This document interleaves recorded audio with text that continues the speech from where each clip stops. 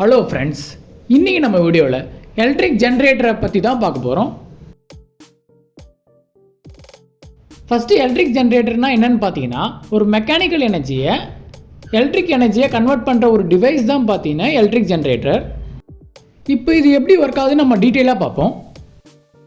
First பார்த்தீங்கன்னா ஒரு rectangular coil எடுத்துப்போம்.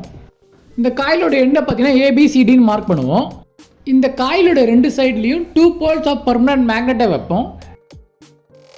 இந்த காயிலோட ஒரு எண்டை பார்த்தீங்கன்னா R1ல் கனெக்ட் பண்ணுற மாதிரியும் அண்ட் இன்னொரு எண்டை பார்த்தீங்கன்னா R2ல் கனெக்ட் பண்ணுற மாதிரியும் வைப்போம்.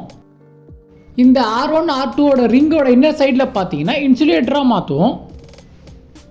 இன்சுலேட்டராக ஏன்னா அப்போ தான் கரண்ட் பார்த்தீங்கன்னா இது வழியாக பாஸ் ஆகாது. இப்போ 2 கண்டக்டிங் ஸ்டேஷ்னரி பிரஷஸ் ஆன B1 அண்ட் B2 பார்த்தீங்கன்னா R1 அண்ட் R2ஓட அட்டாச் பண்ணிடுவோம். இப்போ B1 அண்ட் B2ஓட அதர் எண்டை பார்த்தீங்கன்னா கேல்வனோமீட்டரோட கனெக்ட் பண்ணிடுவோம். இப்போ நம்ம கரண்ட் எவ்வளோ வருதுன்றதை கேல்வனோமீட்டர் மூலிமா நம்ம மெஷர் பண்ண முடியும். இப்போ இந்த R1 அண்ட் R2ஓட ரிங்கை பார்த்தீங்கன்னா ஒரு ஆக்சியல் கூட கனெக்ட் பண்ணிடுவோம். இப்போ இந்த ஆக்சியலை ரொட்டேட் பண்ணுறதுக்கு பார்த்தீங்கன்னா ஒரு அவுட்டர் எனர்ஜி சோர்ஸோட இந்த ஆக்சியலை கனெக்ட் பண்ணிடுவோம். இப்போ இந்த அவுட்டர் எனர்ஜி சோர்ஸ் என்னன்னு பார்த்தீங்கன்னா ஒரு ஸ்டீம் இன்ஜின். இந்த ஸ்டீம் இன்ஜின் பார்த்தீங்கன்னா ஸ்டீம் மூலிமா ஒரு மெக்கானிக்கல் எனர்ஜியை கொடுத்து இந்த ஆக்சியலை ரொட்டேட் பண்ணோம். இப்போ இந்த ஆக்சியல் ரொட்டேட் ஆகும்போது பார்த்தீங்கன்னா இந்த R1 அண்ட் R2 ரிங் ரெண்டும் சேர்ந்து ரொட்டேட் ஆகும். இப்போ இந்த R1 அண்ட் R2 ரிங்கோட அட்டாச் ஆகிருக்க இந்த ரெக்டாங்குலர் காயிலும் பார்த்தீங்கன்னா சேர்ந்து ரொட்டேட் ஆகும். இப்போ இந்த ரெக்டாங்குலர் காயில் ரொட்டேட் ஆகும்போது பார்த்தீங்கன்னா ஆர்ம் ஏபி சைட் பார்த்தீங்கன்னா அப்வர்டில் மூவ் ஆகும்.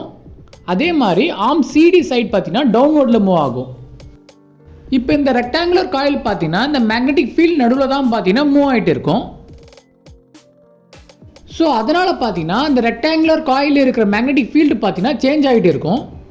ஸோ இப்படி ரெக்டாங்குலர் காயிலில் மேக்னெட்டிக் ஃபீல்டு சேஞ்ச் ஆகிட்டே இருக்கிறதுனால பார்த்தீங்கன்னா எலக்ட்ரோ மேக்னெட்டிக் இண்டக்ஷன் பார்த்தீங்கன்னா இந்த ரெக்டாங்குலர் காயிலில் உருவாகும்.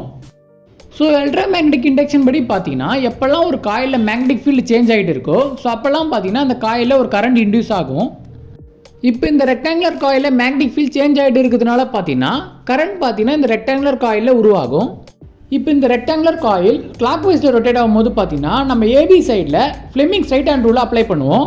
So Fleming's right hand rule படி பார்த்தீங்கன்னா ஏபி சைடில் பார்த்தீங்கன்னா ஃபோர்ஸ் பார்த்தீங்கன்னா அப்வர்டில் ஆக்ட் ஆகும்.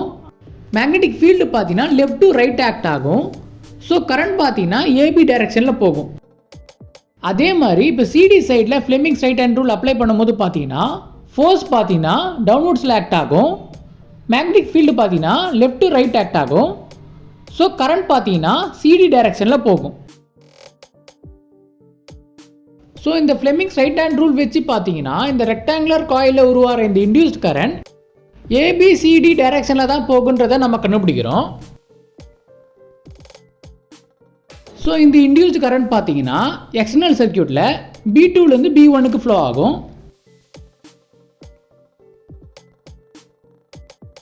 இப்போ இந்த ரெக்டாங்குலர் காயிலோட ஆஃப் ரொட்டேஷனுக்கு அப்புறம் பார்த்தீங்கன்னா சிடி சைட் பார்த்தீங்கன்னா அப்வர்டில் மூவ் ஆகும்.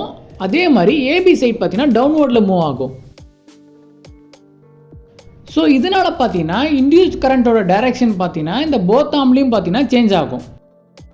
ஸோ இப்போ உருவாகிற இந்த இன்டியூஸ் கரண்ட் பார்த்தீங்கன்னா டிசிபிஏ டைரக்ஷனில் பார்த்தீங்கன்னா ஃப்ளோ ஆகும். இப்போ இந்த கரண்ட் பார்த்தீங்கன்னா எக்ஸ்டர்னல் சர்க்யூட்டில் B1லேருந்து B2க்கு ஃப்ளோ ஆகும். ஸோ இப்படி டைரக்ஷனை ஈக்குவல் இன்டர்வலில் சேஞ்ச் ஆகிட்டு இருக்கிற கரண்ட்டை தான் பார்த்தீங்கன்னா நம்ம ஆல்டர்னேட்டிங் கரண்ட்னு சொல்லுவோம். ஸோ இப்படி ஆல்டர்னேட்டிங் கரண்ட்டை உருவாக்குறதுனால தான் பார்த்தீங்கன்னா நம்ம இந்த டிவைஸை ஏசி ஜென்ரேட்டர்னு சொல்லுவோம். ஸோ இப்படி தான் பார்த்தீங்கன்னா ஒரு ஜென்ரேட்டர்லேருந்து ஏசி கரண்ட் பார்த்தீங்கன்னா உருவாகுது. ஸோ ஓகே ஃப்ரெண்ட்ஸ், உங்களுக்கு இந்த வீடியோவில் எலக்ட்ரிக் ஜென்ரேட்டரை பற்றி புரிஞ்சிருக்கும்னு நம்புகிறேன். உங்களுக்கு இந்த வீடியோ பிடிச்சிருந்தால் லைக் பண்ணுங்கள், ஷேர் பண்ணுங்கள், சப்ஸ்கிரைப் பண்ணுங்கள். தேங்க்யூ.